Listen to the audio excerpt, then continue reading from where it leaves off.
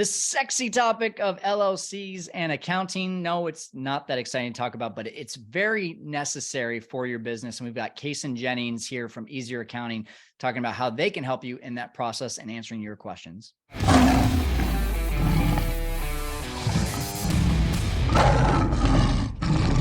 Hey guys, welcome into the Fearless Investor Podcast. It's me, Kyle Stanley, and I'm very excited to talk to you today about LLCs and accounting with Kason Jennings. He's my go-to guy for accounting services for LLC formation. And I went live in our Airbnb masterminds page on this. And I just felt like this is something that we need to make sure that everyone knows about because it's very important. It's very crucial to your business that you make sure that you have the LLC formed the right way and that you make sure that you have all your accounting services, because from a LLC side, you could be very exposed and unprotected. And then from an accounting side, you could be throwing a lot of money out of the door when it comes to your bookkeeping and how money is flowing in your business, which bank account is taking on what types of income. And that's what Kason and his team are helping you with. So I did this live Q&A in Airbnb Masterminds, and we're just going to go ahead and let you listen to the replay. And if you want to book a call with Kason's team, it's absolutely free. The link is down in the description below. If you're on YouTube, if you're on the podcast, it's in the show notes. Let's get to it. Yeah, Kason, let's jump into it, man. So I get these questions a lot, and that's why I wanted to bring you onto this live in our Facebook group. And for those of you that are watching the repeat on YouTube, this is just, the number of LLC questions that I get of like, how should I structure mine? And hey, should I make 2 LLCs? And like, I just want to give everyone a chance to just put all the questions out there right now. So first of all, give a little bit of background, who you are, how long you've been doing this, and your company, Easier Accounting. Yep. So I'm Kason Jennings, and my company is Easier Accounting. We are the accounting firm for entrepreneurs. We're entrepreneur owned and operated, and then we hire great accountants. And so I feel like we truly understand the needs of business owners and can kind of speak that language. But we've been doing this for about 12 years now. And, as people come through our door, there's obviously some initial work that we want to dial in as far as, are the businesses structured properly? Are we flowing money through the businesses properly? Is an S corporation needed? And if so, what should that salary be? Are their assets protected the way that they have it set up? And then from there, we just kind of go to work and focus on tax strategy. That's awesome. So, how important is it to have the LLC set up the right way? Especially you're speaking to a lot of Airbnb, short-term rental operators. Some own them, some don't. How important is that? It's huge. It's huge. So they've got this little thing called the corporate veil. And that's what, attorneys are talking about when they're talking about that layer of protection that goes between a business and the business owner. And there's another very commonly used term called corporate veil being pierced. And there's a couple of reasons that can happen. Number one, commingling funds, using personal money for the business and vice versa. We can help you make sure that doesn't happen. And the other reason is the LLC just wasn't set up properly for the type of business that you have. And so it's most certainly not a one size fits all situation. Everybody's situation is different. And we can definitely help out, even just advise you on what's going to be best for you. Awesome. Very cool. All right. Well, we've already got some questions coming in, so I'm going to just let the comments take over here. Laramie says, we own several properties as an LLC. Should we have a separate LLC to run an operating company that handles the rentals and the leases of the property from the LLCs that own the property? And that's like literally right before we went live. That was like what I told you, one of the number one questions. Should I get a second LLC? So great question, Laramie. Great time to jump into this one.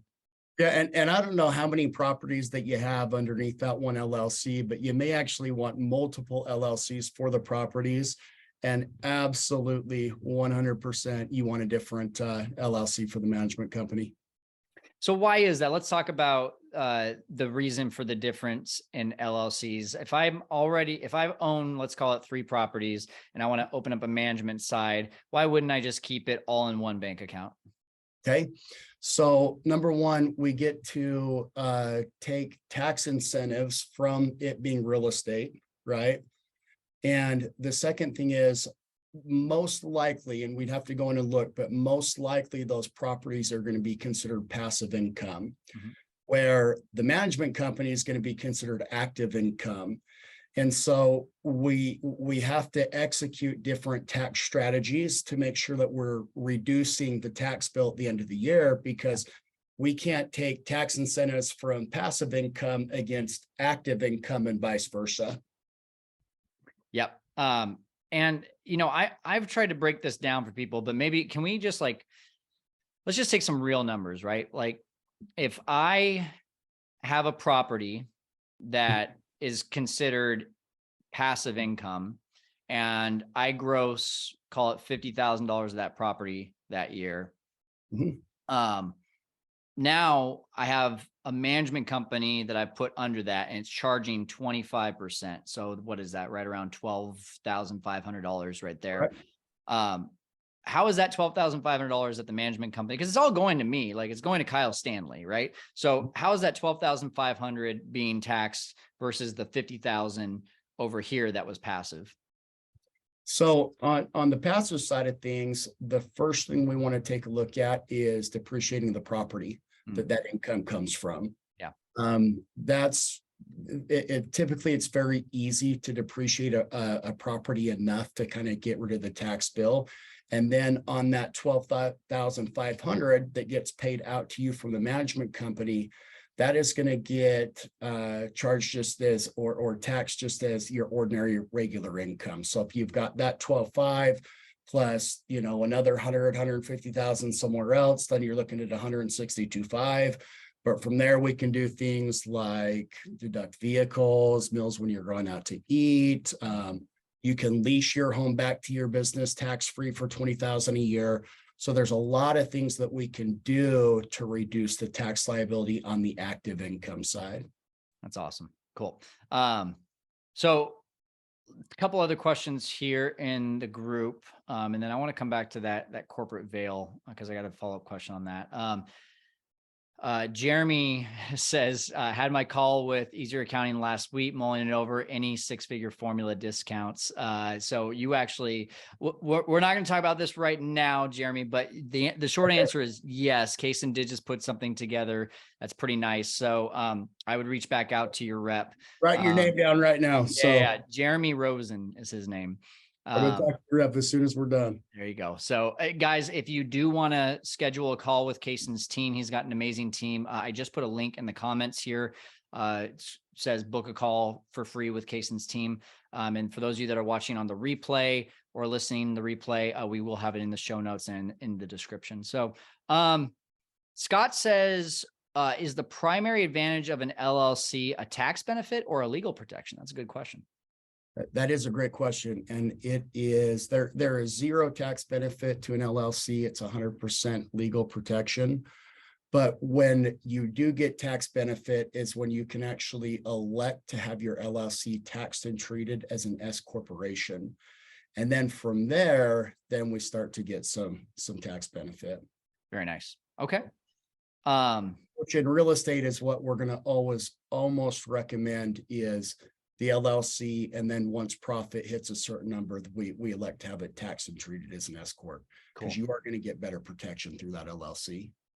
So that's a good question. A lot of people are operating their own properties here. Am I understanding correctly that it's an LLC taxed as an S corp is the best way to go about that? In most cases, we'd have to take a look at how many properties there are and what type of revenue those properties are bringing in, and what that revenue looks like after deductions and depreciation. Yeah. Okay. And guys, just so you know, like I have my LLCs set up very similar to what we're talking about here. I have the ones that I own in arbitrage. Okay. They're essentially the assets that are producing income for me. And then I have my management company right under that's charging my owned assets and my owned leases that I have a management fee, which is allowing me to, again, active income versus passive income, right? Kason, it's being taxed at a lower rate. Plus, I am an employee of the management company, which means that I'm paying myself a reasonable salary. Can we talk about that for a second? Reasonable salary. I get that question a lot. I've always been told somewhere between 20 to 30%.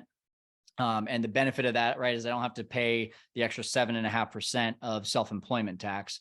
But what would you say, how do you define a reasonable salary when you're an employee in your own business? That is a great question. And 20 to 30% it's an easy answer for an accountant to give somebody, but it's not always the right answer. A lot of times you can get away with much less than that. And so the way that we look at fair and reasonable salary is, what would you pay somebody to take on the duties that you have with inside your business? So if you've got an Airbnb business and the majority of it is on autopilot, and you're, answering a couple of messages back and forth here and there, you can pay a VA $400 or $500 a week to do that. There's your fair and reasonable salary. Right. Okay. So you base it more on the duties rather than the percentage. Correct. Okay. Yep. That's cool. That's different. I haven't heard that one before. Alyssa says, if you use a second home loan and quit claim it into an LLC, can you then refi or cash out refi with it being under the LLC? You think that's a question for you or more for a lender? Yeah, and I can give you the answer on that. It's going to come down to the lender. Yeah. So lenders are usually pretty good about quit claim deeding properties into an LLC, as long as you let them know ahead of time. But as far as pulling a cash out refi, once that's done, that is going to be totally up to the lender that you're working with. Perfect. Great. All right, guys, we got time for a couple more questions here with Kason. While you guys are putting your questions here, I've got one more question. Talk just a little bit more in depth about the corporate veil and piercing the corporate veil. Do you have any stories where people have come to you, clients have come to you, and they have been a victim of, like, hey, the corporate veil was pierced and now I want to, do this the right way moving forward? Or do you have any stories just to share with people what the consequences are if they don't do things the right way? Absolutely. In fact, I've got a client that I was working with last week, and he's in a unique situation because he inherited 3 multifamily properties from his mother. Okay. And all 3 of those properties are 100% paid off. There's no debt on them.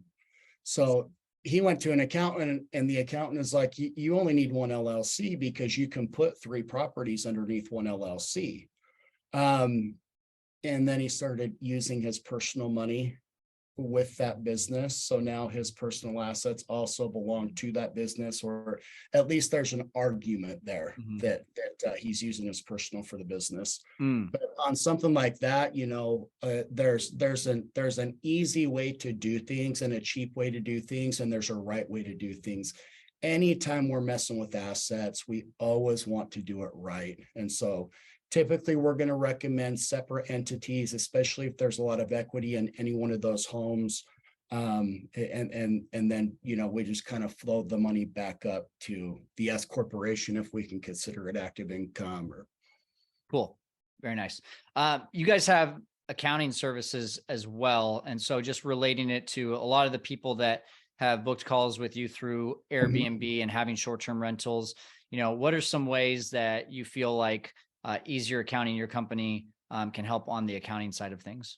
Yeah, we're kind of full service. So we do specialize in the real estate industry. What I do is I recruit talent nationwide. So I do have accountants nationwide, even though our headquarters is here in Southern Utah. And as I bring a client through the door, my goal is always to put them with an accountant that understands that type of business, because accountants are a lot like doctors. They've got areas that they're good in. And so we want to get you in with an accountant that understands your business, and we can do anything from, kind of helping take care of the day-to-day bookkeeping and putting together the P&L statements for you every month, getting your entities set up for you properly, doing the tax preparation at the end of the year. But the one thing that I do with my firm that's different than any other firm that I know of is we focus on communication, right? Because how many times has somebody called their accountant, and it's February and they've got a question before they're finalizing all their tax stuff to send in, and it's a month before they call you back, right? Yeah. So what I do is I cap all of my accountants out at 60 clients a year. They have a bookkeeper on their team that takes care of the day-to-day, and their only job is to sit down with their clients once a month and go over tax strategy with you and get your taxes filed come tax time. So Nice. I like it. we want to focus on strategy first to keep that tax bill low. Cool. And guys, again, if you are wanting to just this is what's great. Kason's team is very knowledgeable. And I've had a lot of people go and book calls with Kason's team. And at the very least, they get a bunch of knowledge. And without that hard sales pitch. So if you just want to get some information and are even thinking about, hey, I need to get an LLC started, they'll do that. I need to think about getting some bookkeeping started. Maybe you're starting a co-hosting and management business and you're thinking, oh my gosh, the profit and loss statements are just going over my head. I don't even know how to do that. Kason's team can help you with that. So go and book a free call with them. I put it in the comments. Again, if you're watching on replay, it'll be in the description and the show notes. One last question here from Scott. He says, our rental property is attached to our primary home. Can we have an LLC for just the rental half? It's it. Excuse me. Is it like 100% attached to the home? Yeah, that's a good question. Scott, if you're still here, let us know if it's 100% or is it like attached. a casita that's outside of the home? Yeah. Yeah. So that would make a difference. So if it's like a duplex and it's side by side versus like a casita in the back. It would make a little bit of a difference, but we could. He said he did say shared wall. Okay, so we could set up an entity and then just flow all the money that comes in from the rental through that LLC. Okay. So it's totally doable. Yeah. Great question. Okay. Kason, anything I didn't ask that you want to talk about? Hey man, I just appreciate you having me on here. Your community has been great to work with, and I love what you're doing. So grateful that you invited me on here, and I get to meet your people. So thank you. Awesome. Guys, thanks for jumping on. If you have additional questions, you can put them in the comments. Kason, we got to get you in this group so that people can get their questions answered by you or someone on your team. Absolutely. So, Yeah, all right, cool. Thanks so much, guys. And we will see you on our next call. All right, guys, I hope you got some really good information out of that. And once again, if you want to get a call set up for free with Easier Accounting and Kason's team, if you're on YouTube right now, it's in the description below. If you're on the podcast, it's in the show notes. And no matter which one you're on, please leave us a review, subscribe, make sure you're hitting that notification bell on the YouTube channel so that you're getting notified every time we put out a new video, and you can get this information for free. Like, that's how awesome all this is, right? It's free. So go check it out, and we'll see you again next time here on the Fearless Investor Podcast, where we're helping you to conquer the world of short-term rentals.